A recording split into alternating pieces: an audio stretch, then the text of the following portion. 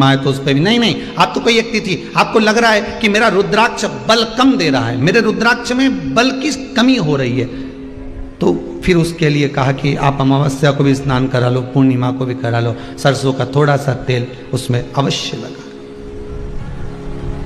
रुद्राक्ष की असली पहचान काय में करी जाती है? सरसों के तेल में तो करी जाती है। आगे कथा में अपन सुनेंगे कि असली रुद्राक्ष को कैसे पहचाना जाता है, सरसों के तेल से, उसका वर्णन आता है।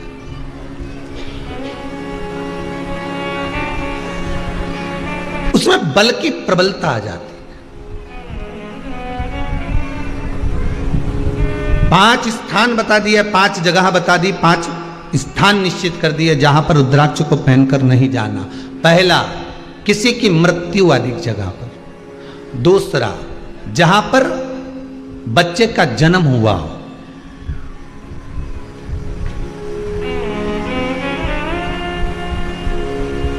मृत्यु आदि जगह पर सूतक लगती है, जहां बच्चे का जन्म लेता है वहां सावड़ लगती है। मतलब जीव जाने के बाद दुख का सूतक होता है, और बच्चा जब जन्म लेता है तो सुख की सावड़ रहती है, सुख की सावड़। 2 स्थान। तृतीय स्थान, तीसरा स्थान दिया जहां पर वैश्यावृत्ति होती हो या महाराज मदिरा का पान होता हो, उस स्थान पर रुद्राक्ष को नहीं ले जाया जाता। चौथा स्थान रुद्राक्ष के लिए कहा गया, जिस स्थान पर आपको ज्ञात नहीं है और आपको लगता है कि यह स्थान अज्ञात है, यहां पर कई जगह पर कुछ जीवों की हत्या हुई है या किसी जीव को नष्ट किया गया है, उस स्थान पर रुद्राक्ष को नहीं ले जाना चाहिए।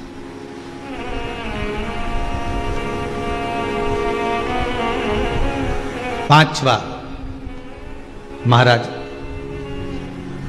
आपके रुद्राक्ष का जहां अपमान हो रहा है, अपमान से समझ में आ रही है ना आपको बात? ये काय को ढोंग प्रपंच में पढ़ा है? कौन ने कहा इतने रुद्राक्ष धारण कर ले? कौन ने कहा है? क्यों ढोंग प्रपंच में पढ़ा है?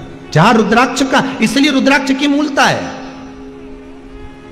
कि रुद्राक्ष का जब चक्र बनाया जाता है, रुद्राक्ष का जैसे किसी व्यक्ति का व्यापार नहीं चल रहा हो, कोई कर्जे में लदालूम हो गया हो, जिसके व्यापार बार बार बदलना पड़ रहा हो, या फिर कोई काम में मन नहीं लग रहा हो, या कहीं नौकरी सर्विस व्यापार व्यवसाय व्यक्ति का जब चलता नहीं है, तो फिर उसके लिए रुद्राक्ष चक्र के रूप में काम करता है। जैसे सुदर्शन चक्र चलता है, ऐसे रुद्राक्ष का चक्र चलता है। रुद्राक्ष चक्र कितने रुद्राक्ष से बनता है? तो कहा 9 रुद्राक्ष से बनता है। 4 मुखी रुद्राक्ष के 3 रुद्राक्ष 4 मुखी के, 5 मुखी रुद्राक्ष 3, 6 मुखी रुद्राक्ष 3, कितने हो गए?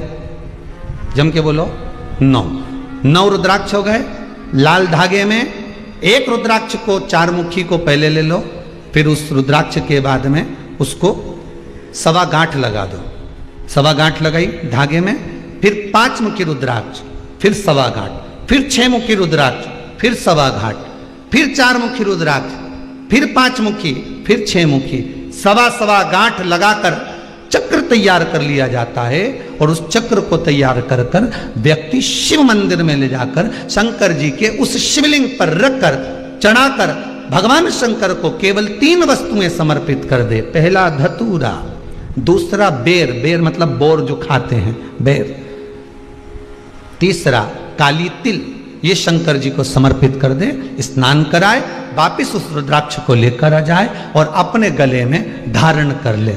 ऐसा कौन सा काम है जो कार्य सफल नहीं होता होगा? व्यापार भी होगा, व्यवसाय भी होगा और सर्विस भी लगे। बस उस चक्र को, शिव का जो चक्र है, सबसे पहले सुदर्शन चक्र था ही किसका? आपको पहले भी कथा में कहा कि सुदर्शन चक्र किसका था? भगवान विष्णु को तो बाद में मिला, जब उन्होंने कमल के पुष्प समर्पित करे। और कमल के पुष्प जब समर्पित करे और कमल का पुष्प कम पड़ गया, तब भगवान विष्णु ने अपना एक नेत्र निकालकर भगवान शंकर को समर्पित करा, तब भगवान त्रिनेत्रधारी हो गए। और भगवान शंकर ने देखा कि मेरे नारायण जिन्होंने मुझे नेत्र दिया है, मैं इनको क्या दूं? तब भगवान उसी समय पर मेरे ओघड़ दानी ने, मेरे शंकर ने, मेरे शिव ने अपने हाथ का सुदर्शन चक्र उठाकर भगवान विष्णु को दे दिया। भगवान त्रिनेत्रधारी हो गए, भगवान नारायण सुदर्शन चक्रधारी हो गए।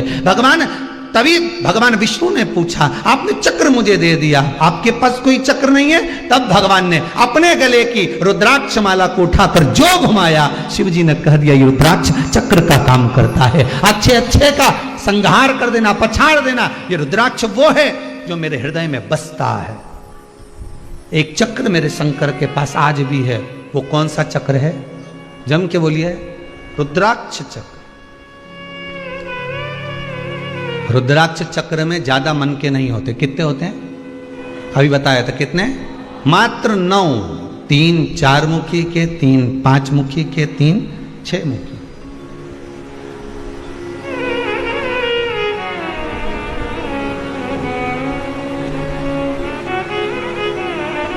छोटे से छोटा रुद्राक्ष होता है, बहुत छोटा, बहुत छोटा, उससे एक बड़ा से बड़ा। एक रुद्राक्ष का हमने वर्णन किया था कि कल एक भगत ने, परसों के दिन, 1 दिन पहले, श्रावण महीने के समय पर एक रुद्राक्ष भेजा है पेंडल बनाकर। आप उसका दर्शन करिए। आस्था वालों से निवेदन है वो भी दर्शन कराएं।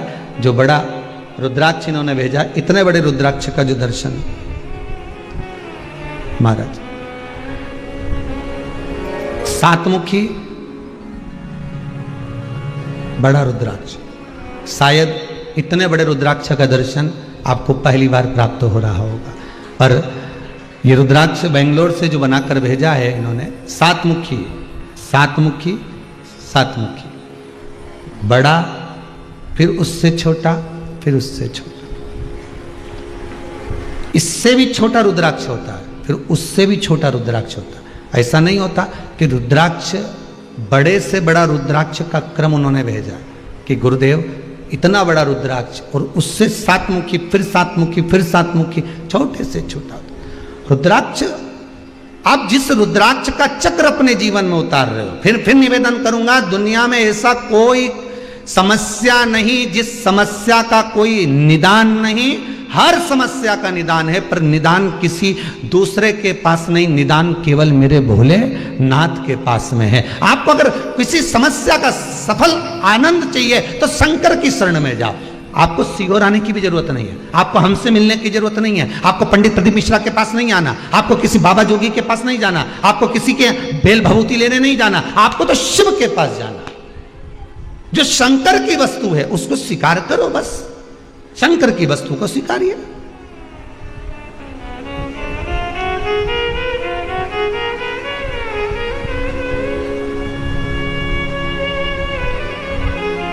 शंकर की वस्तु को स्वीकार करना चालू कर दीजिए। अरे भाई, शिव महापुराण की कथा तो यहां तक कहती है,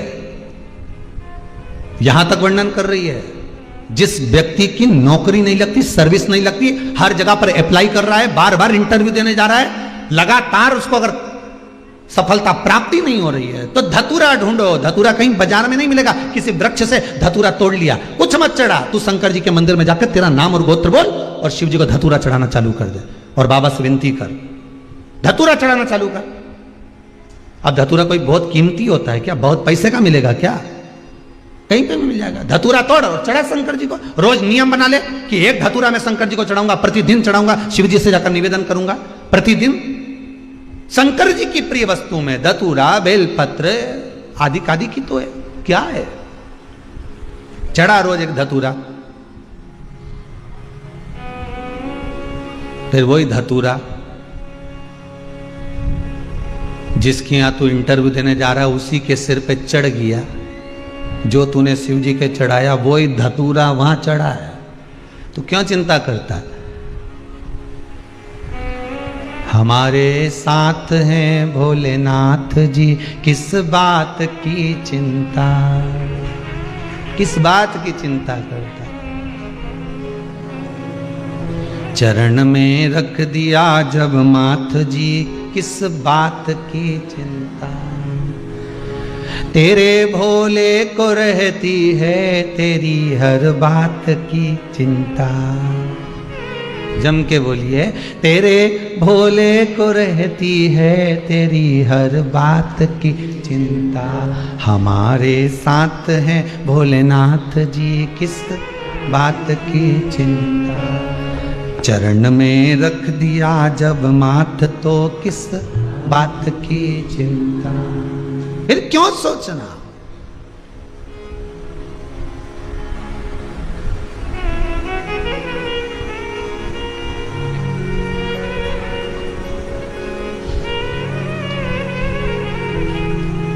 बस उसको रिझाना। आप अपने भजन को कभी मत बताओ किसी को कि मैं 2 घंटे मंदिर जाती हूँ, कि मैं 4 घंटे तक पाठ करती हूँ, कि मैं स्मरण करती हूँ, कि मैं 3 घंटे तक ये कार्य करती हूँ। आप अपना कार्य गिनाओ पर भगवान की सेवा मत गिनाओ। हमें भगवान की सेवा कभी नहीं गिना।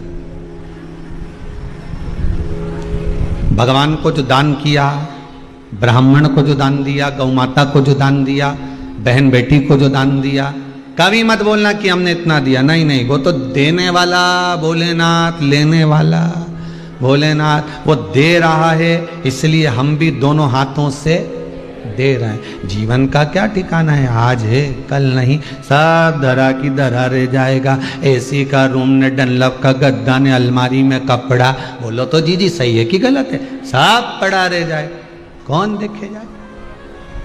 और तुम्हारा कपड़ा भी कोई नहीं पहनेगा, ईमानदारी की तो बात ही है। कौन पहनेगा।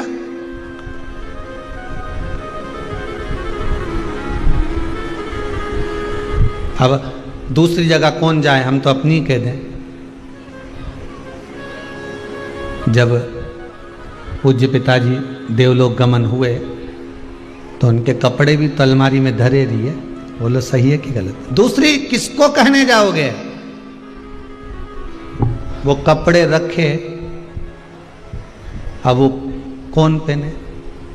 महाराज तो धोती पहने, पैंट शर्ट नहीं पहने, सफारी नहीं पहने, और जो हम पहने वो तुम नहीं पहनो। नहीं तो पहनो तो कोई दिक्कत नहीं है। किसके कपड़े किसको आ रहे रखे। फिर वो प्रयास किया जाता है कि जो पहनने वाला हो, जो किसी को लगता हो तो देते जाओ, पहन लेगा, धारण कर। इसलिए आपसे बारंबार कहते हैं जीवन का कोई ठिकाना नहीं। श्वास रुक जाएगी चलते चलते, शम्मा बुझ जाएगी जलते जलते, दम निकल जाएगा रोशनी का, क्या भरोसा है इस जिंदगी का। खूब भजन करो, खूब। भगवान दे दे तो कथा भी करवा लो, सत्संग भी करवा लो, भजन भी कर लो, शिव पुराण भी सुन लो।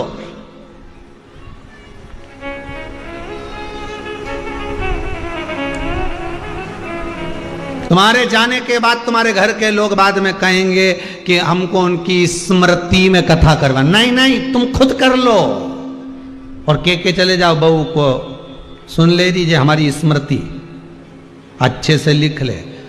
हम जाएं उसके बाद भले कुछ मत करना, पर जीते जी हमको तेरा कथा शिव पुराण करा लेने दे, रसगुल्ला प्रेम से खा लेने दे, दोनों हाथों से दान पुण्य करने दे, अपनी जिंदगी मस्त जियो। फिर कहेंगे जितना कमाओ तुम, मना नहीं है, कमाने के बाद तुम्हारे हाथों से दान नहीं होता, मत करो। तुम्हारे हाथों से किसी से दिया नहीं जाए, मत दो। तुम्हारे हाथों से कोई धर्म नहीं हो, मत करो। पर निवेदन है जितना कमा रहे हो अपने ऊपर खर्च तो करो। एफडी बनवा लो, एफडी बनवाओ, बीमे में जमा करते जाओ। मरने के बाद बीमा किसको मिलेगा। तुझे ऊपर कोई देने आएगा।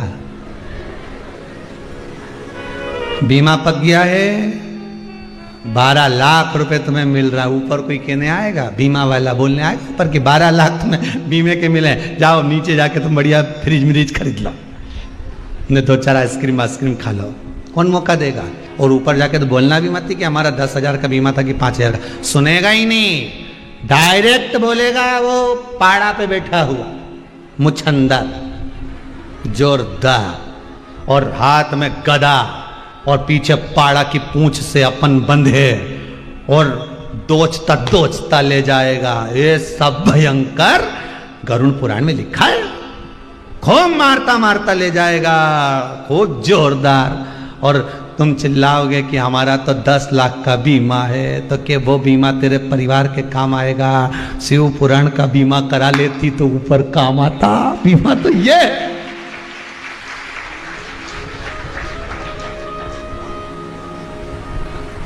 आस्था चैनल पर ऑनलाइन बुकिंग हो रही थी इस बीमे की 1 बजे से, बोलो तो 4 बजे तक रोज सियोर वाला महाराज भी बापड़ा चिल्ला चिल्ला के थकी गया, बोल बोल के कि बीमा करा लो, बीमा करा लो। बीमा मतलब कथा सत्संग स्मरण में मन लगा लो। ये मन लगाना ही बीमा। एक बार हो गया नहीं तो आखिरी तक चले। इसकी रकम भी बढ़े, इसकी भी बढ़े, बाकी की किसी की रकम घटे, दान पुण्य भजन की रकम घटे, इसकी बढ़े। शंकर को दिया कभी नहीं घटता, शिव महापुराण में किया कभी नहीं घटता, शंकर के अनुमोदन में स्मरण में किया कभी नहीं घटता, इसका बढ़ता है। इसलिए बढ़ रहा है, रकम बढ़ रही। तो जितने लोग शिव पुराण की कथा सुन रहे हो, तुम घबराना मत ही ने, कहीं नहीं हो। अपन तो पाड़ा की पूंछ से भी बन के नहीं जा, अपन तो जोरदार जाएंगे। बीमा जोरदार है, कहीं कर लिया। बीमा बड़ा अच्छा नहीं जो। और यमराज के दूत अगर बंदी बनाने भी आ जाए नहीं तो उनसे कह देना पहले फाइल देख ले, इसके बाद बात करना मेरे से तो बोलना ही मत ही। बस सियोर वाला महाराज की इतनी कथा सुनी है, नहीं तो महाराज के पास ही चली जाऊंगी अब्बी की अब्बी, और वहां जाके पूछूं महाराज से, तूने किया था महाराज की कथा सुनो, तो वो छेड़े ही नहीं, बोले ही नहीं। अकाल मृत्यु वो मरे जो काम करे, चंडाल का काल उसका क्या बिगाड़े, जो भक्त हो महाकाल का। तू नहीं बोला था सियोर वाला महाराज जी? बोल देना तुम तो सियोर वाला महाराज जी से कि मैं जाऊं अब्बी की अभी। यमराज से कहते ना अब्बी जाऊं मैं सियोर, 2 मिनट नहीं लगे महाराज, अब्बी पहुंची। और मैं ही बात करूं महाराज जी से कि तुमने कहा था कि ये कुछ नहीं बिगाड़ेगा यमराज भी, क्योंकि तुमने शंकर की कथा सुनी है। तो फिर ये कैसे आ गया, ये तू आया कैसे मेरे दरवाजे पर? तो फिर यमराज भी कह देगा जी मैं तो कहीं नहीं, मैं तो देखने आया था। वो भी कह देगा मैं तो थारे प्रणाम करने आया था कि तूने शंकर की इतनी कथा सुनी कि थारा रोम रोम में 3.5 करोड़ रोम छिद्र में शंकर की कथा ऐसी बैठ गई। तो 9 महीने से, 10 महीने से, 8 महीने से, 2 साल से ऐसी सुन रही है कि रोम रोम में कथा चली गई। अब तो कहीं की दूसरी पानी भी चढ़ाए तो तू के बता दे, काय को मंदिर का ले रही, घर से लाई। अब तो तू भी सुधारने का काम कर दे। रोम रोम में शिव बैठना चाहिए, नस नस में शंकर हो, नस नस में शंकर। फिर क्या डरना उसमें? या तो शिव पुराण, मत बुरे कर्म कर बंदे वरना पछताएगा, भगवान की आंखों से तू बच नहीं सकता। नए कपड़े की प्रसन्नता इस मन को 1 दिन की रहती है। बोलो सही है कि गलत है? कपड़ा पहनने के बाद बस 2-4-8 लोगों को दिखा दिया ना, राखी पे तुमने पहन के जोरदार, दिवाली पे अपना कपड़ा वैसे तो तुम संभाल के रखो। और जो पहनी नए कपड़े की इतनी उमंगता थी, नए कपड़े का आनंद, नए कपड़े की खुशी 1 दिन की होती है। कितने दिन की? जम के बोलो, 1 दिन। नई घड़ी की खुशी 2 सप्ताह की होती है। कितने सप्ताह? 2 हफ्ते तक तुम्हें देखिए हमारी तो जोरदार घड़ी, इमें तो चलो तो मालूम पड़ी जाए कितना कदम चला। अच्छा घड़ी तो बनी कि कितना कदम चला, खाने की नहीं बनी कितना खाया, घड़ी में ही मालूम पड़ जाए। कितने सप्ताह की खुशी? 2 सप्ताह की। नए कपड़े की खुशी 1 दिन की, घड़ी की खुशी 2 सप्ताह की, नया मोबाइल की खुशी 2 महीना की। 70,000 का लिया, 80,000 का लिया, 90,000 का लिया, 50,000 का लिया ना, 20,000 का लिया ना, 10,000 का लिया। नए मोबाइल की खुशी कितने महीना? 2 महीना की। पर शिव महापुराण की कथा जीवन में अगर एक बार करवा ली, उसकी खुशी मरते दम तक की रहती है, कभी नहीं चूक सकती। मैंने बेटे की शादी करी, वो अपनी जगह, उसकी खुशी रहेगी अपनी जगह पर, बेटी की करी वो अपनी जगह पर, शिव कथा की जो खुशी है, वो आनंद है, वो सुख है, वो घटता नहीं, बढ़ता है। जब जब याद करोगे, अरे शिवपुराण सुनी थी, अरे शिवपुराण करवाई थी, अरे शंकर का अनुमोदन करवाया था, जीते जी। अब जितनी तुम्हें खुशी, तुम्हारी उतनी खुशी ऊपर भी आनंद। भजन में जो आनंद है वो कहीं नहीं महाराज। मन लगा मेरा यार फकीरी में, मन लगा मेरा यार फकीरी,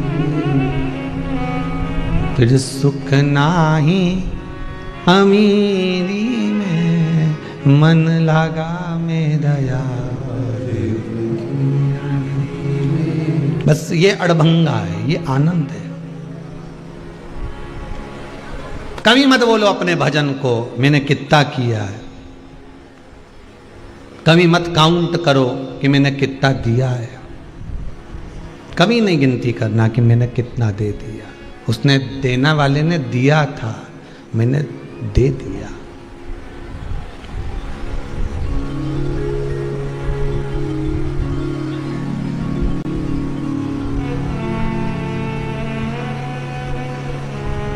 महाराज शिव पुराण कर रही है, देवऋषि नारद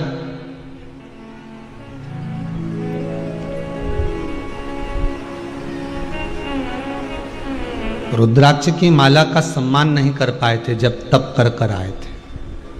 कथा जब शुरू हुई आज की, रुद्राक्ष शिव महापुराण जो दूसरे दिन की चल रही है, आज द्वितीय दिवस की चल रही है, उसका स्मरण करिए जरा कि पूजन करने का, दान करने का, भजन करने का, स्मरण करने का अहंकार नहीं आना चाहिए। मैंने कुछ नहीं दिया, भोलेनाथ जी ने मेरा हाथ पकड़ लिया, उन्होंने प्रेरणा दी कि जा वहां दान देकर आ, वहां धर्म करके आ, वहां ऐसा कर कर आ, वहां ऐसा करना। शिव कह रहे हैं तब हम जा रहे हैं। शंकर कहे तब कुबेरेश्वर धाम तक कोई पहुंच सकता है, शंकर कहे तब कोई यहां तक पहुंच सकता है, शंकर कहे तब लोग कथा तक पहुंच सकते हैं, शंकर कहे तब आप आस्था चैनल पर भी कथा सुन सकते हो, शंकर कहे तब आप कथा का अनुमोदन कर सकते हो, स्मरण कर सकते हो।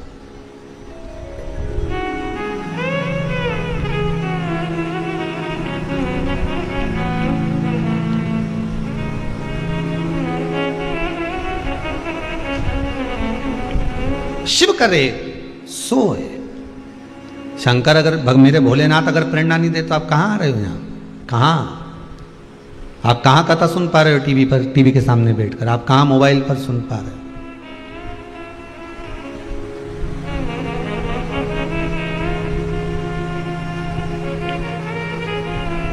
बस विश्वास शिव में है तो शिव तत्व मिलेगा। मेरा ईश्वर, मेरा भगवान, मेरा ठाकुर, मेरा भोलेनाथ, मेरा शंभू, मेरा राम, मेरा कृष्ण मिलेगा। अब देवऋषि नारद ने सम्मान नहीं करा रुद्राक्ष की माला, भगवान शंकर ने दी थी। बस इतना जरूर कहा था माला देने के बाद कि देवऋषि नारद, इतना जरूर याद करो कि तुमने जो मुझसे कहा कि कामदेव को मैंने जीत लिया, जिसको आप नहीं जीत पाए, ये बात आप भगवान विष्णु से मत कहना। पर नारद जी जो माला पहनकर गए, रुद्राक्ष की माला देवऋषि नारद ने उतार कर जमीन पर पटक दी, ये माला मैं पहनूंगा, ये माला मैं पहनूंगा।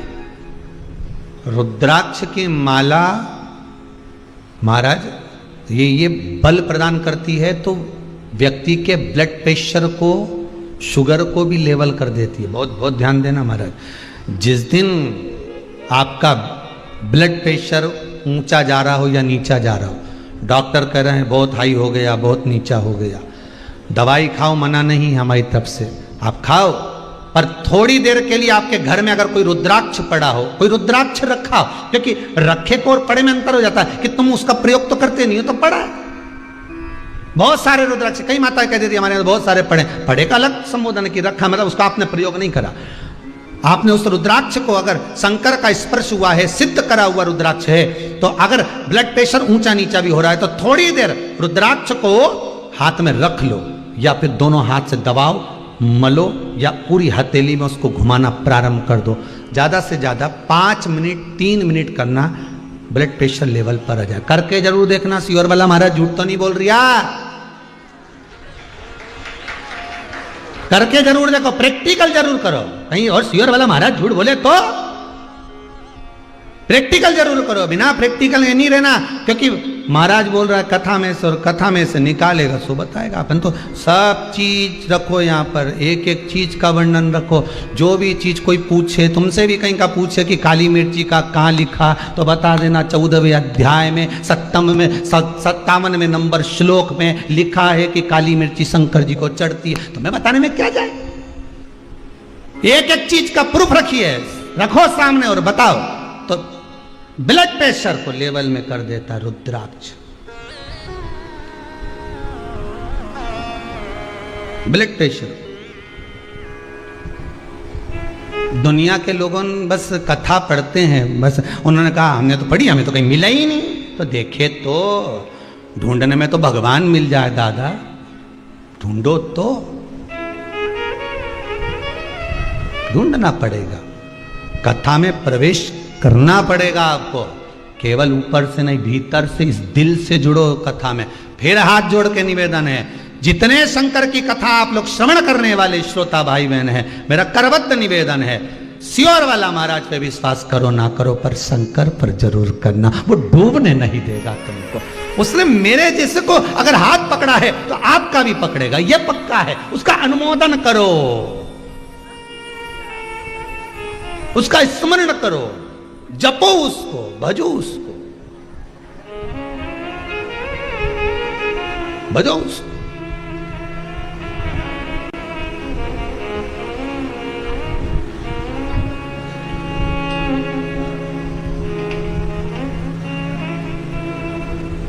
उसका स्मरण कर कर देखिए। महाराज हाथ में जब ब्लड प्रेशर ऊंचा नीचा जा रहा हो, डॉक्टर कहीं दूर हो, आप ग्रामीण क्षेत्र में दे रहे हो, नहीं जान पाए, और किसी ने कह दिया कि ब्लड प्रेशर ऊंचा नीचा हो गया, रुद्राक्ष जो आपके पास में, उसको अच्छा जम कर हाथ की हथेली में उस रुद्राक्ष को श्री शिवाय नमस्तुभ्यं बोलकर, ओम नमः शिवाय पंचाक्षर मंत्र बोलकर, नमः शिवाय ओम बोलकर, जो आपकी मर्जी पड़े, शंकर को भज लो। उस काल अधिपति महाकाल का स्मरण कर लो, विश्वेश्वर मेरे विश्वनाथ का स्मरण कर लो, और उस रुद्राक्ष को मलो, होगा।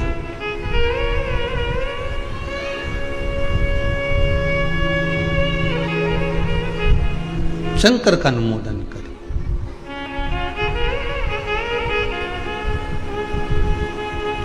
महाराज